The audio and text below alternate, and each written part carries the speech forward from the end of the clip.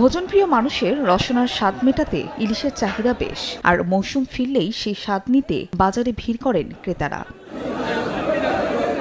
চলতি মৌসুমে চাঁদপুরের বড় স্টেশন বাজারে ইলিশের সরবরাহ কম বলে দাবি ব্যবসায়ীদের, তাই দামও হাঁকা হচ্ছে বেশি। এক লাফে কেজিতে বেড়েছে 1.5 থেকে 200 টাকা। এর পেছনে ভারতে ইলিশ রফতানির ঘোষণাকে দুষছেন ক্রেতারা। বাংলাদেশের জনগণ না খাইয়া ভারতের মাছ দেওয়ার মধ্যে আমার এটা কি কৃতিত্ব বাংলাদেশ সরকারের আমরা বুঝতে পারি না। সাধারণ জনগণের ক্ষমতার বাইরে ইলিশ মাছ সবাই খেতে পারে না। তো মুন্সিগঞ্জের মীর কাদিম আড়তেও একই অবস্থা। একদিনের ব্যবধানে ইলিশের দাম বেড়েছে 150 টাকা পর্যন্ত।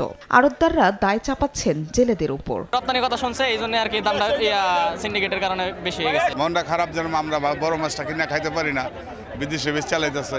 ইন্ডিয়াতে মাছ দিব আপনার 3000 টন, এই মাছ ঘোষণার লগে লগেই মাছের দাম বেড়ে গেছে। এখন আমাদের দেশের জনগণ যে বড় ইলিশ মাছ খাইবে, কদিন পরে মাছে অবরোধ হয়ে যাবো গা, কিন্তু এদের অনেক নিয়ন্ত্রণের বাইরে চলে যেতেছে। সোমবার বাজারে 1 কেজি ওজনের ইলিশ বিক্রি হচ্ছে 1700 থেকে 1900 টাকা, যা রোববার ছিল 1550 টাকা। আর 1.5 কেজি ওজনের ইলিশ 2100 থেকে বেড়ে 2300 টাকায় বিক্রি হচ্ছে। ফাহরিয়া ফারজানা, সময় সংবাদ।